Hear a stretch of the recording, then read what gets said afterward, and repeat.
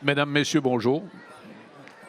Mon nom est Louis Côté et c'est avec grand plaisir que je reçois ce matin trois créateurs, trois auteurs portant sur la littérature et les légendes. D'abord, Mme Catherine Ferland, ici présente. Elle est historienne, conférencière, professeure associée au département d'histoire de l'Université de Sherbrooke. Elle a écrit, dirigé et co-dirigé plusieurs livres, dont Femmes, culture et pouvoir, Relecture de pouvoir de l'histoire au féminin, Bacchus en Canada, et aussi Tabac et fumée, regard multidisciplinaire et indiscipliné sur le tabagisme du 15e au 20e siècle. Monsieur Dave Corriveau, qui est formé à l'Université Laval en histoire et en sociologie, passionné du passé québécois sous toutes ses formes, beauceron d'origine. Il œuvre au sein de la fonction publique depuis 2008. Il a publié un ouvrage sur les petits gâteaux Vachon. Et cet ouvrage sur la Corriveau est sa première publication d'envergure et aussi une belle occasion de contribuer à démystifier une légende qui hante sa famille depuis 250 ans. Quant à Jocelyn Bérubé, presque une légende en soi. Hein? Il est diplômé du Conservatoire d'art dramatique de Montréal en 68. Il est à l'origine du grand cirque ordinaire. C'est un homme aux multiples métiers aussi, passant de la radio au théâtre et au cinéma, à la télévision, du vinyle au CD, de la Louisiane au Rwanda. Et en 1994, il a gagné un prix de la francophonie dans le volet Contes et légendes. Et en 2009, celui du mérite français dans la culture, remis par l'UNEC, l'Union nationale des écrivains québécois. Et bonjour, ça me fait plaisir de vous revoir ce matin. Et les titres sont ici à l'avant. Vous pouvez peut-être les voir aussi dans les kiosques 77 et les kiosques 79. Je relisais Bertrand Bergeron pour nous entrer un petit peu dans la matière. Lui, Bertrand Bergeron, qui est un auteur assez prolifique aussi, qui disait que la légende se définit comme une relation orale faite par un narrateur déficient et non spécialisé d'un événement localisé, personnalisé, temporisé au thème unifié relevant du surnaturel, ce qui en fait un récit de croyance requérant la complicité formelle d'un auditeur qui la parachèvera par sa propre conviction. Sens-tu un peu empoulé ou c'est costaud ou c'est... Comment faut voir ça, M. Bérubé? Ben, je trouve qu'il y a une longue phrase pour dire une chose qui est assez simple, en fait. C'est-à-dire? C'est-à-dire que la légende, ça fait partie de l'histoire du monde. Hein? Dans tous les pays, on a des légendes. Puis il y a un poète, je pense que c'est Gaston Miron, qui dit que c'est un pays qui n'a plus de légende est condamné à mourir de froid. Et c'est aussi simple que de dire qu'il fait chaud, il fait froid, puis que la légende, elle n'a pas de température, elle passe à travers. Elle passe le temps. Elle réchauffe les gens.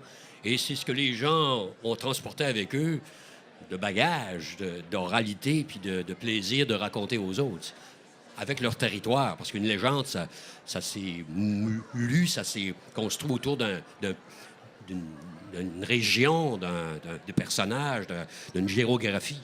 Alors, les gens, ils transportent ça, ils amènent ça aux autres qui vont suivre. Il faut les transporter, les donner aux autres aussi. Hein. C'est ça, c'est l'oralité, ça. Oui, effectivement. Et M. Bergeron, il en dit long, en fait, mais c'est un savant aussi. Hein. Oui, c'est ça, effectivement. Moi, de cette définition-là, je retiendrai peut-être le tout dernier segment, quand on dit que c'est une complicité, dans le fond, avec l'auditoire. Oui. Parce que je pense que quand on parle de légende, c'est là que c'est intéressant, il est très rare que le conteur arrive avec une légende où il n'y a pas un ancrage déjà qui est présent auprès de son public. Son auditoire va déjà connaître un peu pardonnez-moi l'anglicisme, mais le background, va avoir déjà des éléments, des pistes pour suivre le conteur. Et là, le conteur ensuite va se permettre d'ajouter des éléments, va en compter. Mais à la base, il y a vraiment cette complicité-là qui est inhérente à la légende, qui est inhérente au conte, dans la façon qu'on le voit, en tout cas ici au Québec. Puis je pense que c'est assez universel aussi comme définition. OK. Mais ça peut être aussi génétique? Je pense au cas de M. Corriveau. Oui, ben dans le cas des Corriveau d'Amérique, évidemment, Marie-Joseph, dans le cas très spécifique, disons que c'est un fantôme qui hante la famille depuis plus de 250 ans. Donc, c'est un bagage que, dans mon cas à moi, c'est un bagage qui, oui, se transmet de façon un peu génétique, du moins de façon familiale, disons, à tout le moins. Expliquez-nous un petit peu, en fait, parce que c'est une question qui vous est arrivée comme ça, mais vous l'aviez nourri, je veux dire, votre famille vous avez nourri de ça. Puis Oui. là, comment ça que ça a explosé là, dans un contexte? Ben, j'ai grandi un peu avec l'histoire de la Corriveau. On nous la racontait un peu dans les soirées de famille.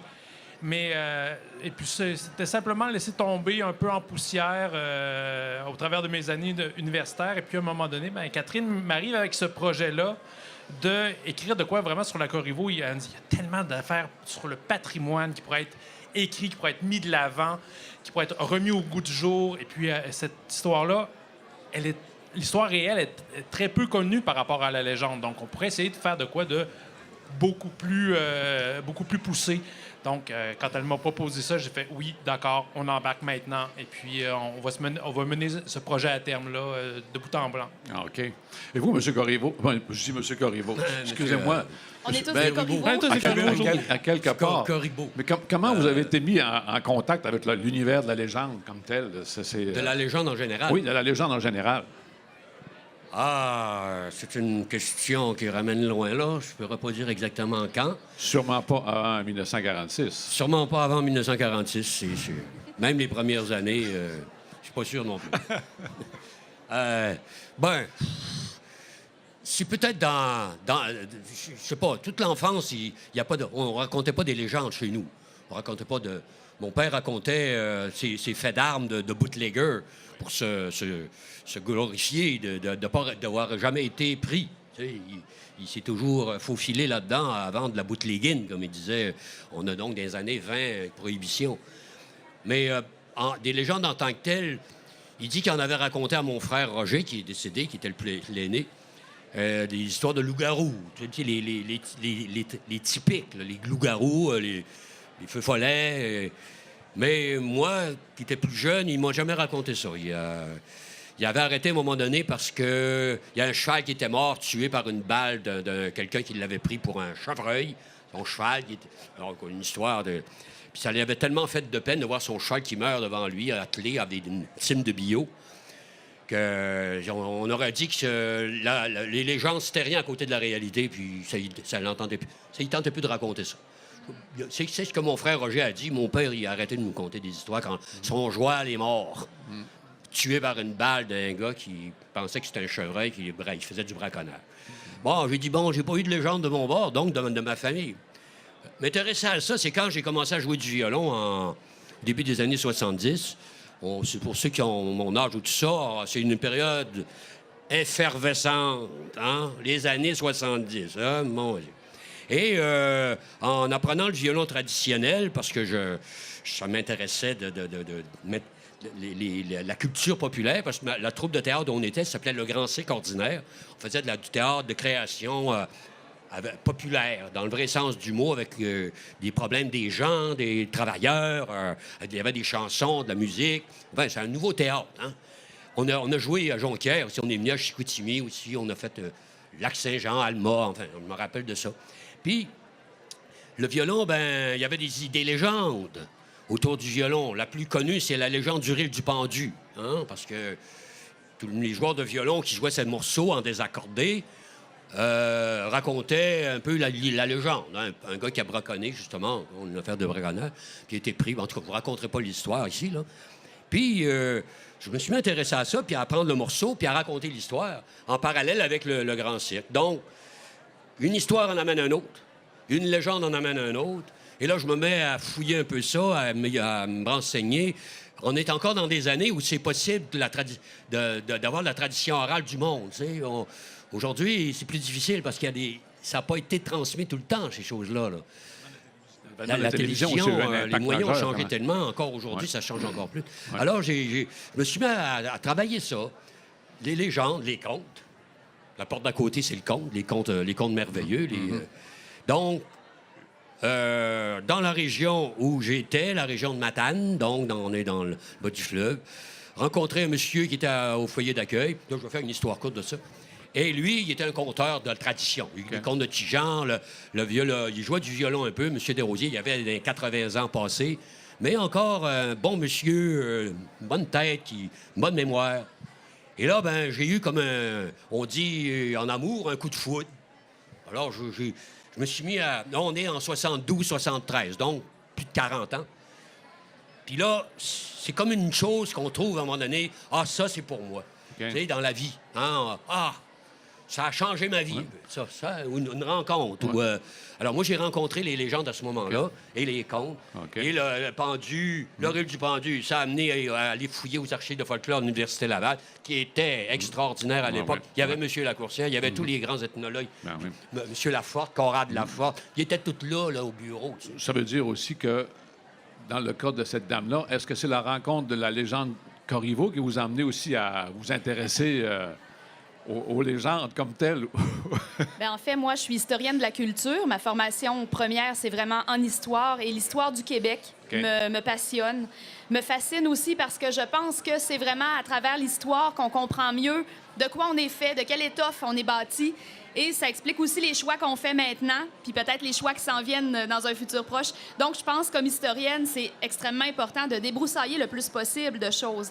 Et dans le cas de la Corriveau, bien, comme je m'étais déjà intéressée à l'histoire des femmes, c'était un peu une suite logique parce que le cas de la Corriveau est exceptionnel. D'abord, on parle d'un cas judiciaire à la base, ce qu'on appellerait aujourd'hui un fait divers, mais qui est monté en épingle et qui devient une légende qui a des proportions qui dépassent largement le Québec. On parle du Canada français.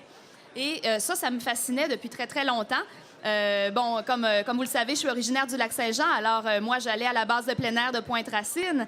On me racontait l'histoire de la Corriveau. C'était toujours resté pas loin dans ma mémoire, ça, l'espèce d'effroi, de savoir est-ce qu'elle était vraiment une créature surnaturelle et d'apprendre, évidemment, à un moment donné, que non, c'est une femme qui a réellement existé.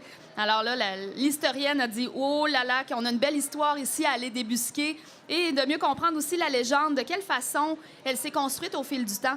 Parce que, vous le savez, vous êtes conteur, M. Bérubé, mais une légende, ça aboutit pas comme ça, comme un paquet cadeau tout fait. Au contraire, c'est des couches successives. Et moi, ce que j'ai voulu faire avec Dave dans ce livre-là, c'est vraiment d'aller déconstruire la légende, élément par élément. Pourquoi on parle de 7 maris dans certaines versions de la légende de la Corriveau?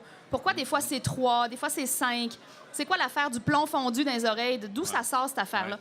Donc, on a vraiment été chercher tous les éléments comme ça et aller voir aussi de quel côté, dans la culture populaire, de quelle façon la légende Corriveau, quelques éléments historiques par-ci par-là ont été récupérés, que ce soit dans le théâtre, dans les arts, les traditions populaires, le conte, évidemment. Donc, on a vraiment creusé très, très large et c'est pour moi l'aboutissement d'une fascination qui a un ancrage très, très ancien. Ça veut dire aussi que quand on tombe dans cette position-là, c'est à quelque part, je dirais, c'est monstrueux, dans le sens qu'il s'ouvre tellement de portes, dans le monde de la recherche particulièrement. Dans ce cas-ci, c'était fou. On est tombé sur une historiographie qui était déjà riche, mais de manifestations patrimoniales, contes, légendes, aussi peinture, théâtre. Pièces. Oh oui, théâtre. Et puis encore, quand on a publié le livre dans la forme actuelle, quelques semaines après, on a continué à avoir par courriel, par la poste, des témoignages, des informations supplémentaires. C'était... ça n'arrête pas. Vous, M. Bérubé, vous l'avez raconté, l'histoire de la Corriveau? Je l'ai raconté, entre autres, comme je disais, il y avait une série à Radio-Canada, à RTV, qui était coproduite par TFO, Télévision française d'Ontario. Une série qui était produite à Matane, donc dans ma région à moi, par Vic Pelletier, production Vic Pelletier, qui produit encore beaucoup de films. Puis, il avait proposé une série à Radio-Canada qui s'appelle « Il paraît que ». Il paraît que, hein, vous savez. Alors, c'était des émissions, c'était des demi-heures. Chaque demi-heure avait deux légendes regroupées dans un thème. Comme par exemple, la Corriveau, je ne sais plus avec qui elle était, peut-être Rose la Tulipe ou tu sais, les femmes Oui, il me semble que c'était ça. Effrayées, ou je ne sais pas quoi, comment ça s'appelait, mais il y avait un thème. Pour une autre émission, c'était un autre. Donc, il y avait donc la Corriveau, incontournable dans le légendaire ici. Alors, moi, j'avais déjà raconté un petit peu, mais ça ne faisait pas partie de mon répertoire.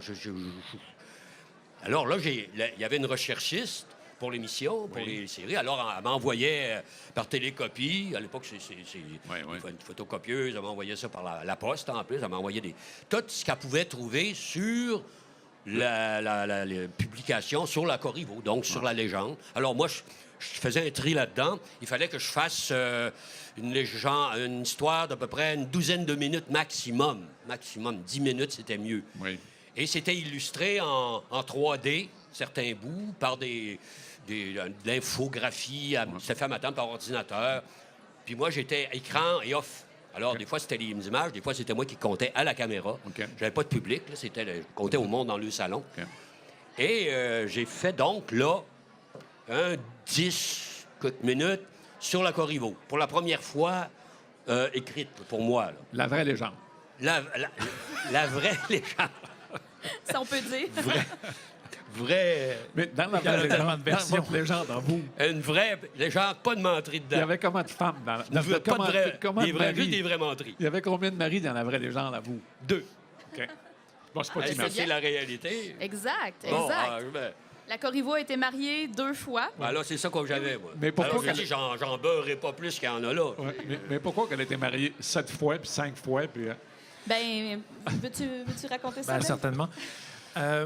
Vous savez, dans la nature, on dit souvent que la nature a horreur du vide, Ouais. les conteurs aussi. Ouais. Alors que quand on a commencé à raconter l'histoire de Marie-Joseph Corriveau dans les veillées, ben, les gens étaient déjà plus tellement certains si c'était 1, 2 maris.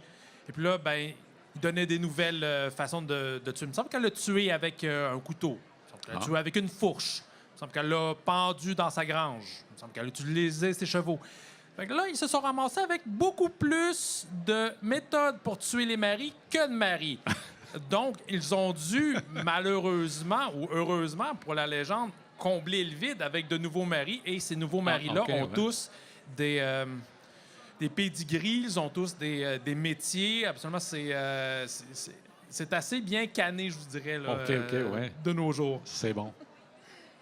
Ah oui, puis à certains moments, on a l'impression, dans la version à Sept maris, qu'il y a certains de ces maris-là qui méritent un peu ce qui leur arrive. Un peu comme si elle faisait office de grande faucheuse, là, que, bon, un tel, il est trop fort sa bouteille, bon, ben, elle va le tuer de telle façon, puis un autre qui est, bon... c'est Un ça. autre court la galipode, elle va s'en Ouais, débarrasser. c'est assez amusant de voir qu'il y a comme une sorte de morale qui va s'installer, qu'elle est un peu celle qui vient sanctionner des comportements qui sont pas bons. Donc ça, c'est Est-ce assez que particulier. c'est dans la démarche des légendes, de toute façon, M. Bérubé, ça? D'avoir une genre de morale, d'avoir un... Oui, souvent, c'était... Il y a des légendes qui sont vieilles comme le monde, qui viennent d'Europe. Oui. La légende du diable à la danse. oui. Jean Duberger a fait sa thèse de doctorat là-dessus. Oui. Il y en a là, des histoires hein, là-dedans. Mais ça vient Des d'Europe, versions, ça vient de oui. la chrétienté. Le diable, hein, le diable. Il est nécessaire, On ne peut pas hein. passer à côté, souvent. Ouais. Alors, ça fait partie du On a un fond culturel hein, Ouais, très, le fond très important. culturel. Il est présent en nous, la chrétienté, la morale. Et il s'est récupéré souvent par l'Église. Dans le cas de la fille à la danse, ben ça y apprendra. Tu sais, le diable l'emporte. Dans une version, le diable l'embrasse, elle dépérit d'un autre. Elle finit tout le temps mal, elle, tu sais. Mais ça y apprendra à danser avec le diable. Alors, ça faisait l'affaire du pouvoir, Oui, le pouvoir, les oies, les tenir dans, les bons boutons. Là, Dans la terreur aussi, oui, quelque oui, part, avec dans c'est la une peur. récupération de l'histoire, en fait. Si je peux me permettre de rebondir sur ce que vous dites, vous venez de dire un élément important. Il y a plusieurs légendes qui viennent, dans le fond, de l'Europe. Ce Oui. sont des variations, des déclinaisons de légendes qu'on va retrouver en Europe, parfois même dans le nord de l'Afrique, des fois en Asie. En Asie, La ouais. chasse-galerie, par exemple. Il existe des versions de la chasse-galerie en Asie, mais évidemment, on ne parle pas là de gens qui sont dans des camps de bûcherons, puis c'est pas un canot, mais la mécanique du conte est la même. Donc ça, c'est intéressant parce que dans le cas de la Corriveau, au contraire, on a une légende 100% québécoise. C'est vrai. Ah oui. On a quelque chose qui est absolument unique. On pourrait dire que c'est la légende par excellence du Canada français et du Québec parce qu'elle est vraiment, vraiment unique en son genre et il n'y en a pas ailleurs de ce type de légende-là. Donc OK. ça, c'est très, très particulier au cas de la Corriveau. Est-ce que... Ça fait ça, c'est vrai. Allez-y, oui. Non, Oui, je voulais parce que juste je pensais à acquiescer, Alexis le Trotteur, quelqu'un aussi un cas intéressant Ah, ben dans ce oui. sens-là. C'est quand même tout à fait typique. Moi, mon grand-père, il se souvient, il travaillait à l'île Maligne quand M. Lapointe s'est fait tuer. Puis on se posait des questions. Il n'y a pas long là-dessus hier, je pense. Hein? C'en était une, genre de légende qui pourrait rejoindre celle de la Corriveau dans un autre type. Oui, mais elle est plus récente et je pense que l'ancrage historique est pas les ici mêmes, beaucoup. ouais. Ben oui, parce Oui. que c'est Très quand même local. assez proche. Puis on a quand même C'est très on a des local. photos, même. Et on a des photos. Oui. Alors que dans le cas de la Des Corriveau, portraits. aucun portrait. Puis elle a longtemps été un peu dans l'oubli et on n'avait aucune source pour étudier l'histoire de Marie-Joseph de Corriveau. Alors c'est le personnage qui a pris le dessus sur la personne historique pendant très, très longtemps. Alors que dans le cas du trotteur, oui, il y a un personnage légendaire qui se profile, mais on n'oublie jamais que c'est Alexis Lapointe. On n'oublie jamais d'où il vient. On sait comment il est mort. Il y avait a quand des même témoins. des sources. Oui, des témoins. Et c'est pas très loin dans notre mémoire en termes historiques. Donc, je pense que oui, il y aurait des éléments de légende, mais il n'est pas tombé dans l'oubli assez longtemps pour devenir un personnage légendaire autonome, contrairement à la Corriveau. Parce qu'on a ici vraiment un cas exceptionnel avec une femme et un personnage de légende Puis qui en coexistent. plus, il y avait un contexte politique extrêmement particulier. Absolument. Ah oui, Hein? clairement. Ah oui. Ben, fin de la Nouvelle-France, début du régime britannique. On est sous le régime militaire à cette époque-là. Et puis là, ben, les Britanniques, à l'époque, il faut qu'ils marquent le coup. Ils ont devant eux un fait divers, un crime. Et puis, bon, ils ont des aveux à la fin. Ils ont une coupable. Ils vont en faire un exemple. Et l'exemple le plus sévère possible. Et qu'ils vont s'organiser pour que ça ait le maximum d'impact possible. Donc, ils vont la pendre à Québec. Ils vont la mettre dans une armature de fer, un gibet. Ils vont la traverser de l'autre côté à Pointe-Lévis. Ils vont la mettre à l'angle du boulevard de l'Entente et de la rue Saint-Joseph à Lévis-Lauzon. Et elle est restée là 40 jours. 40 jours. Ça, c'est vraiment un cas exceptionnel aussi de par la nature du spectacle que ça a offert. Parce que pour les gens de l'époque, il faut se rappeler, nos ancêtres d'origine française, ils n'avaient jamais vu ça, la peine de gibbeting, comme on appelait dans le monde britannique. C'était nouveau pour eux de voir qu'on faisait cet outrage-là à un corps. Même si la personne en question, on pouvait questionner sa moralité, on pouvait dire, es-tu coupable, est-ce qu'elle n'est pas coupable, on ne sait pas. Mais reste que l'outrage au corps qui était fait, pour eux, c'était affreux, c'était atroce. Et je pense que c'est vraiment ce qui a marqué l'imagination, parce que si elle avait simplement été pendue, tout simplement sans la cage et tout ça, ou même mise au bûcher, à la limite. Oui. Bon, on s'en rappellerait peut-être, mais je pense qu'on s'en rappellerait pas. Il y a eu quand même d'autres criminels dans le monde de la Nouvelle-France et on s'en rappelle pas comme on se rappelle de Marie-Joseph Corriveau.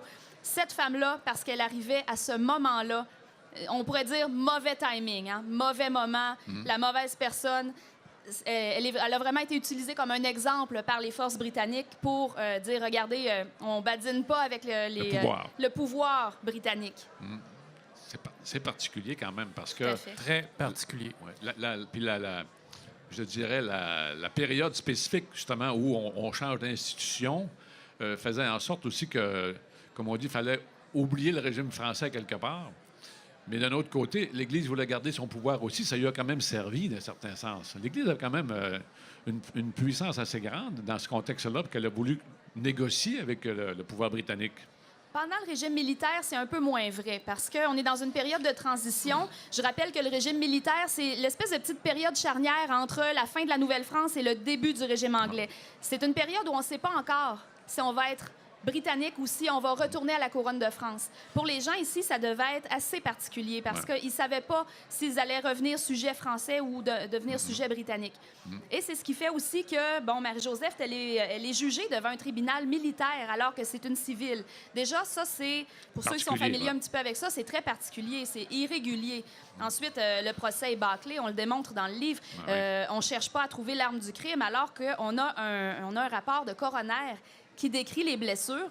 Là, je vous dirai pas tout le punch, j'ai envie que vous lisiez le livre, mais on voit que les blessures qui sont trouvées sur le corps, ça correspond pas à ce qu'elle va dire dans ses aveux. Alors, il y a toutes sortes de choses comme ça, des biais assez étranges dans le tribunal. Et c'est une période qui est vraiment un peu n'importe quoi, et le tribunal lui-même est très improvisé. Effectivement. Monsieur Bérubé, Oui. quand on amorce je sais pas, comme vous autres, on commencé une démarche de production d'une œuvre, quand vous amorcez, vous, la démarche, justement, de creuser un sujet ou encore un projet de CD ou un projet d'émission, comment vous amorcez ça? Oh, c'est Faites-vous aussi chacun à sa manière, Une grande j'imagine. culture, là-dedans. faites-vous un ratissage systématique? Faites-vous une... Oui, je comment, pense que comment c'est... démarche, votre c'est démarche l- s'amorce-t-elle? Probablement tout le monde doit faire ça. S'ils ne le font pas, il faut avoir tous les éléments qu'on peut trouver sur le sujet qu'on aborde, souvent. Sur votre dernier Moi, je ouvrage. ne suis pas un historien, je ne suis pas un universitaire non plus, j'ai pas la méthode de recherche, mais je vais essayer de trouver tout ce que je peux sur le personnage ou la situation. Dans le cas je l'ai fait pour Alexis le Trotteur. là. Oui, oui. Il me tenait à cœur, ce personnage-là. Moi, je ne suis pas né au Saguenay-de-Lac-Saint-Jean, ni dans Charlevoix, où c'est où il a fait beaucoup sa légende, surtout au Saguenay-Lac-Saint-Jean. Je viens de la région de Matane, je vous l'ai dit tout à l'heure, mais là, Alexis avait travaillé là, Oui. à Amcou, un bout de temps, Moulin-Assis. Oui. Mon grand-père, Antoine, l'avait connu. Alors, c'est donc de tradition orale que j'en ai entendu parler aussi. Surtout, vous avez De ratissé moi. la tradition orale comme telle, ratissé, mettons, sur le plan, mettons, les recherches dans les centres d'archives, ça. Oui, Ouais? Oui, aussi. Oui, à l'Université Oui. Laval, il y Oui. avait Marius Barbeau avait écrit sur lui. Monseigneur Félix-Antoine Savard, dans des éboulements. Il y Oui. avait le père Germain Lemieux, qui a fondé les archives de l'Université de Sudbury, Oui. qui a écrit 33 volumes, Les vieux m'ont compté, sur les collectages de comptes. Un monsieur de Capcha, donc, de la Gaspésie, monsieur le père Lemieux. Alors, lui, il m'avait envoyé, parce qu'il m'avait entendu raconter mon puis il y avait des documents, lui, là-dessus. Il m'a envoyé ça par la poste. Là, je brasse tout ça, moi, puis je fais une histoire, parce qu'il y en a beaucoup qui s'étaient intéressés à ce personnage-là, surtout au Saguenay-Lac-Saint-Jean. Monsieur Bergeron... Jean-Claude Larouche. Jean-Claude Larouche avait ouais. fait un gros bouquin en Ouais, 71 ou au début 70. Alors, j'avais tout ça. Puis là, brasse tout ça, hein. Oui. Puis là, trouve un style là-dedans. Alors, moi, c'est en tapant du pied. Parce que j'aimais ça, parce que ça allait avec le violon. OK. Ça important. faisait le rythme du personnage. OK. Hein, Ah, le oui, galop, oui. la Ouais, la Alors, course. je trouvais que ça allait bien, donc ça faisait un effet visuel. OK. Le violon, je l'entre à un moment donné parce que je fais le train, tu sais. Il y a un oui. reel de violon, Oui. le reel du train. Il fait le train. Alexis, t'es frappé par un train. Bon, Oui. alors je fais le train, j'avais mis tous mes ingrédients pour faire la recette. Les recettes, c'était à la mode aujourd'hui, là. Oui. Les livres de recettes. effet, Alors, je vous en donne un masse. peu la mienne là-dessus. Puis mettre ça dans mes mots, puis j'ai mis ça un peu en rime parce que je trouvais que ça donnait du rythme. Puis ça correspondait un peu à ce que je voulais, comme un troubadour, je sais pas comment on appelait là, à l'époque des Moyen-Âge, tu sais, c'était en rimé, les autres, c'était Ouais. des espèces de... Oui, je chantais, moi je chante pas, alors je parler, qui donne du rythme aussi. OK. J'ai vu ça dans ce... Alors, c'est pas « Il était une fois », quelqu'un qui... Un gars qui... tu sais, c'est une histoire aussi, c'est correct, ça. Ouais. Non, je voulais que ça soit plus... Alors, dans ce cas-là, OK. alors, c'était la démarche. Je parle d'un autre légende, c'est de la recherche. Il Quel faut pla- rechercher. Il faut aller chercher, puis respecter la légende OK. aussi. Mais quel Il plaisir. faut la respecter. Il faut respecter d'abord ce qu'elle est. Ton imaginaire, c'est juste pour l'envelopper. C'est pas pour... disons, je suis pas pour parler contre mes confrères, mais quand elle est rendue à Sainte-Marie, puis contre Sainte-Marie, je trouve qu'il ne respecte pas la légende. Parce que déjà, avec tout ce qui est arrivé, ça fait déjà une bonne histoire. Ça fait Mais- déjà toute une légende. Ouais, oui. La cage de fer, le personnage, il y en a assez là. Il y a Tu sais, déjà pas faut mal faut d'ingrédients. arrêter pas trop non plus... Graissé, comme on dit. Ouais. Ouais. Moi, je suis pas fort là-dessus. De toute façon, en compte, je suis pas très récit de vie, moi. Je suis pas OK, très- OK. J'ai tiré 3 orignales avec juste une balle. Ou, tu sais, ouais. tu sais, ça en met, tu sais. Oh, oui. Là, le monde rit, ben, je sais, c'est drôle. Mais je trouve que c'est trop menteur, à un moment donné. Mais il y a des Un beau mentier qui vient de loin, c'est sûr. Mais une menterie, c'est une menterie. 2 menteries, ça reste 2 menteries, mais 3, on entre dans la politique. Ça fait que faut pas aller jusque-là, surtout en élection. Hein. Oui, Il faut s'en tenir quand même une certaine vérité. Oui, vous avez raison. C'est quand même que ça soit crédible à quelque part aussi. Oui, crédible Hein? et- C'est un et- des et- problèmes auxquels sont confrontés les gens aussi quand ils comptent. C'est Ben oui. c'est devenu démesuré, c'est démesuré, là. Hein? Je trouve que c'est important c'est respecter. De doser. Bon, je sais pas si on peut appeler ça Ben, respecter, c'est mais peut-être ce qui fait la différence entre un mythe puis une légende. Oui. Parce que souvent, dans notre esprit, ça se confond un peu, mais un mythe, c'est complètement inventé. Tandis qu'une légende, il y a toujours un fondement de vérité, ou à C'est tout le vrai. moins, ça va décrire une situation. Si les personnes qui sont nommées dans l'histoire, c'est pas vrai, bien, au moins, le contexte, il va avoir un fond de vérité. Exact. Et ça, c'est très, très intéressant Ça, aussi. ce qu'Aurélien Boivin, il dit, dans le fond, il dit les personnages de la légende sont des êtres réalistes qui habitent un monde que l'on connaît bien, le monde de notre quotidien, qui se transforme cependant quand un événement vient perturber ce quotidien. Voilà. C'est simple, mais je dirais, moi, je trouve que effectivement, ça rejoint beaucoup le. C'est l'efficacité aussi de la légende. C'est ce qui fait que ça devient une bonne histoire à conter. Puis je pense que là-dessus, on rejoint à peu près toutes les grandes traditions occidentales. Quand on est dans la tradition orale, on raconte quelque chose. Quand on s'appuie sur des éléments de vérité, quand c'est complètement inventé, on décroche. Ouais. Mais quand il y a des éléments de vérité, on prête l'oreille parce qu'on veut voir jusqu'à quel point c'est vrai. Ah ouais, telle affaire. Quand c'est bien tricoté, puis quand justement ça dénature pas la légende, comme vous venez de le Ouais, il dire, me semble. c'est important ça, hein, je pense. Quand ça vient juste titiller un peu notre imaginaire, Ouais. puis ça vient juste titiller un peu notre curiosité, là, à un moment donné, notre esprit embarque et puis on est capté par la légende. En terminant, on peut-tu dire que la légende, c'est quand même aussi, je veux dire, c'est notre identité, mais aussi, on a un travail à faire quand même pour la préserver à quelque part. Oui, en effet. Non, C'est ce que vous faites. Les légendes sont... C'est un peu... ça fait partie de l'âme des Québécois. Je pense que ça fait partie de notre ADN d'avoir ça. Pendant très, très longtemps, nos ancêtres, comment est-ce qu'ils se divertissaient pendant les longs hivers qu'on a ici au Québec. Les contes et les légendes, soirées de contes, soirées de danse. Toujours, il y a un conteur avec son violon qui vient, qui raconte une ou deux histoires pour endormir les enfants, puis après ça, on repart pour la soirée. Mais je pense que c'est notre devoir à tous, en tant que Québécois, que ce soit des Québécois de souche ancienne ou même des néo-Québécois, de s'approprier ces légendes-là et de les retravailler peut-être à leur façon et de perpétuer ces légendes-là pour qu'elles continuent à être présentes dans nos mémoires et nos vies. Je vous laisse le dernier mot, madame. Oui, ben ça peut surprendre parce que, bon, comme historienne, comme écrivaine, je vis dans l'écrit, j'écris Oui. moi-même, mais je pense que ce qui est fascinant avec la légende, ça demeure le fait que c'est raconté.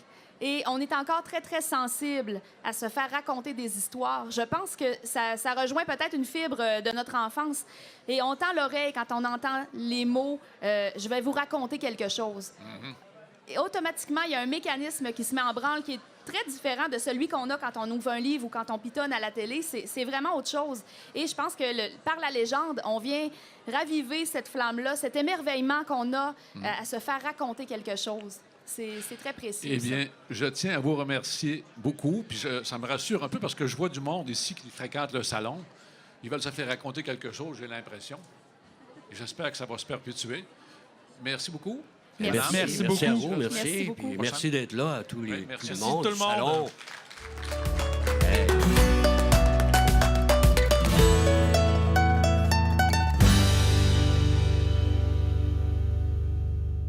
Alors, bonjour, mesdames et messieurs. Bienvenue à cette portion d'entrevue du Salon du Livre des Confidences d'auteurs. Je suis Marie-Danielle Leroy. J'ai le grand privilège de recevoir dans les prochaines minutes à mes côtés, je pense que plusieurs la connaissent, Lise Tremblay. Bonjour, Lise Tremblay. Bonjour. Je veux juste te rappeler aux gens que vous venez nous présenter Chemin Saint-Paul. C'est votre 6e œuvre, parce que, bon, c'est pas tout à fait un roman. Celui-là, c'est plus un récit. Hein, c'est oui. ça. Mais le premier que vous avez écrit, L'hiver de pluie, vous aviez reçu ici même au Salon du Livre le prix de la découverte. C'était en 91. Oui, puis j'en ai eu un autre prix aussi. J'ai eu le prix Abitibi. Ouais, Bowater à Oui, l'époque c'est ça hein, aussi, aussi. oui. Puis vous en avez eu plein d'autres. Vous avez même décroché le prix du gouverneur général. C'est pas rien quand même. Oui, mais j'ai eu de la chance, mettons. Ah, ben on fait sa chance, on dirait, avec la danse juive. Vous avez aussi reçu des prix, 3 prix majeurs, entre autres, avec la Héronnière. Donc, la plupart, je dirais, la grande majorité de vos livres sont toujours couronnés de prix. Comment vous les recevez, ces prix-là? Est-ce que ça change quelque chose dans une vie d'auteur? Mais ça donne de l'argent. Ah, ben c'est déjà pas mal. Puis j'aime l'argent. Bon, ben tout est parfait dans le meilleur des mondes, hein? Mais ça permet de faire des voyages, ça permet de... Je ris, mais c'est vrai que ça donne des sous. C'est sûr que c'est une sorte de reconnaissance institutionnelle, mais ça permet de voyager. Avec le prix de la Ville de Montréal, je suis allée en Bulgarie, en Russie. Puis moi, je te dis que l'argent de la littérature, j'appelle ça l'argent du bon Dieu. Parce que j'ai l'impression que c'est de l'argent que je n'ai pas gagné. Fait qu'à chaque fois que j'ai un chèque, je dis, hein? Dieu a envoyé un chèque. Je suis super contente. Parce que c'est pas comme travailler, c'est pas la même chose. Donc, mais c'est sûr que c'est une reconnaissance institutionnelle. Ça rassure jusqu'au prochain. Mais pas longtemps. Dans pas longtemps. Le doute revient vite. 24 heures sur 24. Ah, ben c'est un jour à la ça. fois. C'est ça. Vous êtes fraîchement retraité parce que je vous ai entendu dire en entrevue que vous n'aviez pas beaucoup de temps d'écrire. Est-ce que là, c'est le temps que vous allez prendre dans les prochains mois, prochaines années? Est-ce que c'est pour ça, entre autres, que vous avez pris votre retraite? Bien, j'ai pris ma retraite parce que 27 ans d'enseignement, je trouvais que j'avais fait mon chiffre, là, vraiment. Et ben, je trouvais ça difficile. Le gouvernement s'apprête à faire beaucoup de changements. Puis nous, à notre collège, les personnes qui étaient dans ma condition, on nous a fortement suggéré que c'est peut-être mieux de partir. Puis je trouvais que c'était le bon moment. Puis c'était bien pour moi. Puis je suis partie. Bon, ben très bien. Alors, on peut peut-être s'attendre à des livres de Ça un se peu plus peut, mais fréquemment. ça se peut que non aussi, je Ça ne se peut sais que pas. non. OK. Si on revient à votre livre Chemin Saint-Paul, c'est un livre que vous venez de sortir, ça fait 3 semaines à peine que 2 c'est semaines, sorti, ouais. 2 semaines. D'où vous est venu, peut-être, est-ce que c'est un besoin de raconter, parce que là, ça parle vraiment de votre famille. Pouvez-vous nous donner là, les grandes lignes de votre récit? Ça Bien, parle de c'est un quoi? récit sur... En fait, moi, je pense que c'est un récit sur l'histoire de mes parents, de mes 2 parents. Et j'ai essayé de remonter dans leur famille à eux pour les connaître comme personnes, parce que des parents, c'est des parents, mais avant nous, ils existaient. C'était des êtres humains, des personnes. Et c'était cette recherche-là que j'ai faite. Mais je prétends pas que j'ai dit la vérité. C'est mon récit personnel de leur origine. Ça ne prétend qu'à ça. Et c'est comment moi je vois ça, mais c'est peut-être que c'est ma façon à moi de me raconter mes parents. J'ai presque 60 ans. Je trouve que c'est un âge où j'étais capable de le faire et le faire de façon calme et le faire assez détaché parce que c'est un récit, mais c'est une œuvre littéraire. Là. Il y a un travail de fait sur le texte et j'ai beaucoup travaillé la forme du texte. Donc, je pense que je suis rendue là. Je pense que c'est dur de passer à côté quand tu es écrivain. Et j'ai un de mes amis qui m'a dit il y a 2 ans, tu vas écrire là-dessus, puis je l'ai envoyé promener. J'ai dit, mêle-toi donc de tes affaires, puis je ferai jamais ça, puis c'est pas vrai, puis évidemment, je l'ai fait. Donc, Est-ce que c'est comme vous venez de nous dire que vous allez peut-être pas écrire, vous allez écrire finalement? Peut-être. OK. je sais pas, je ne sais jamais. Mais ce livre-là, vous le dédiez à vos frères et à vos sœurs. C'est quand même un récit personnel parce que vous parlez, on peut le dire, là. Mais je parle de ma mère, qui, à mon avis, avait un problème de santé mentale. Je parle de mon père, qui vient d'une famille extrêmement pauvre, mais qui était une personne très équilibrée. Ma mère, qui était une femme très intelligente, mais prise dans une société où les femmes ne pouvaient pas s'épanouir, ne pouvaient pas être ce qu'elles voulaient être. Une société très coercitive pour les femmes. Tu sais, quand je vois... Je pense que si au Québec, on est si allergique à la religion, il y a beaucoup ce passé-là. Puis si on est si allergique à des débats actuels comme des marques religieuses sur le corps des femmes, c'est parce qu'on était très... Ça a été dur de se libérer et on ne veut pas retourner en arrière. Et moi, je pense que les femmes québécoises ont fait énormément de chemin. Quand tu voyages à travers le monde, tu vois comment on a fait du chemin ici, comment on est avancé, comment on est libre. Et il y a des femmes qui ont payé le prix pour ça, dont ma mère, entre autres. Et c'était difficile pour elle, trop difficile, cette vie-là. Vous disiez que votre mère vous faisait peur parce qu'elle rentrait dans des colères des fois Mais pour ma un mère rien. était imprévisible. J'avais pas peur qu'elle me batte, mais j'avais peur qu'elle pète les plombs. Elle pétait les plombs. C'est pas... c'est comme... J'ai travaillé avec une personne qui était exactement comme ma mère pendant 20 ans. Puis chaque fois que je la voyais dans le corridor, je me disais, qu'est-ce qu'elle va faire? Qu'est-ce qu'elle va dire? Tu savais pas. C'était impossible à prévenir. Donc, mais c'est une situation que beaucoup de gens vivent. Et, tu sais, je passe seule. Je vois que ça... J'ai l'impression que ça travaille beaucoup le monde qui lisent le livre. En fait, plus que moi. Vous recevez beaucoup de commentaires Je depuis? reçois du Oui. monde qui pleure. Qu'est-ce qu'on vous dit? J'ai été touchée. Il y a quelqu'un dans ma famille comme ça. Qu'est-ce qu'on doit faire? sais, un livre, ce que ça fait... Moi, là, j'ai à peu près... J'ai pas beaucoup d'émotions face à ce livre-là. Il est fait, c'est passé, c'est fini pour moi. Mais est-ce que c'était une thérapie? Non, parce que j'en avais fait une avant. Ah, parfait. Non, c'est pas... pas en tout. Non. Ah non, c'est une histoire. Une histoire, totalement une histoire. C'est l'histoire de mes parents, de la source de comment ils étaient, à la fois de mon père, à la fois de ma mère. Il y a beaucoup question de mon père dans ce livre-là, peut-être même plus que de ma mère. Puis c'est pas... je sais pas pourquoi... je sais que ça touche le monde. Je suis un peu étonnée de la réaction. Honnêtement, je suis étonnée. Là. C'est comme... hier, à la radio, j'ai passé une entrevue avec Jean-Pierre, puis il a oublié le temps. Puis après ça, il a dit « Je ne veux plus passer le temps. » Puis, tu sais, c'était partout comme ça. Je suis étonnée. Il y en a qui me prennent dans leurs bras, il y en a qui pleurent. Je sais pas. Je sais pas ce qu'il y a là-dedans. Puis je suis vraiment un peu étonnée. Honnêtement, très étonnée même. Mais vous, quand vous l'avez écrit, parce que, bon, ça parle quand même de la mort du père, de l'accompagnement, bon, en fin de vie, c'est pas des situations toujours très, très faciles à vivre. Non, bien, c'est pas facile, mais c'est très enrichissant. Je pense qu'on est d'une société qui a beaucoup oblitéré la mort. Et moi, je pense qu'il faut être capable d'en parler, capable de voir ce que c'est. L'aventure avec mon père a été quelque chose, en tout cas pour moi, d'extrêmement enrichissant. Très, très, très enrichissant. Puis mon père savait qu'il allait mourir, c'était pas tabou, on en parlait. C'était très... Ça s'est fait de façon très calme, très, très calme. Et votre père vous a dit une phrase, là, peut-être sa dernière phrase, puis je pense qu'elle va devenir un classique parce que dans toutes les entrevues que j'ai entendues avec vous, tout le monde vous parle. Qu'est-ce que c'est, cette fameuse phrase qu'il vous a dite? Mais mon père me dit, très peu de temps avant sa mort, c'est plus difficile que je pensais mourir. Mais mon père parlait et ça donne une leçon, ça te fait voir que c'est vrai que ça a l'air difficile, que, tu sais, quand on dit, tout le monde dit « Ah, moi, je veux pas souffrir, je veux qu'il me tue », mais hey, un instant. Quand tu arrives au dernier moment, c'est pour ça que la loi sur l'aide à mourir, il faut pas paniquer, là. Tout le monde ne mourra pas à l'hôpital dans 2 heures, là, c'est pas de même. Les gens, c'est pas si vrai que ça. Puis moi, j'ai un membre de ma famille qui travaille dans les hôpitaux, puis qui a travaillé beaucoup avec des mourants, puis qui me dit il n'y a aucune inquiétude. Les gens veulent vivre, en général. Pas s'énerver, là. Les docteurs ne tueront pas en ligne les petits vieux de Montréal. Partout, là. Il n'y a aucun danger. Là. Mais ne serait-ce que de passer d'une chambre à l'autre, parce que vous parlez de votre mère qui est internée. Oui, bien, ma mère a fait une très grosse dépression après la mort de mon père, oui. Donc, vous parlez de la chambre, vous passez de la chambre blanche à la chambre bleue. Est-ce que vous l'avez écrit dans tout d'un bout ou oui. Vous avez écrit que la chambre bleue, que la chambre blanche? Non, mais je fonctionne pour pas alterner? Comme ça. Je fais plusieurs versions de livres. Ça peut, des fois, 5, 6, 7 versions.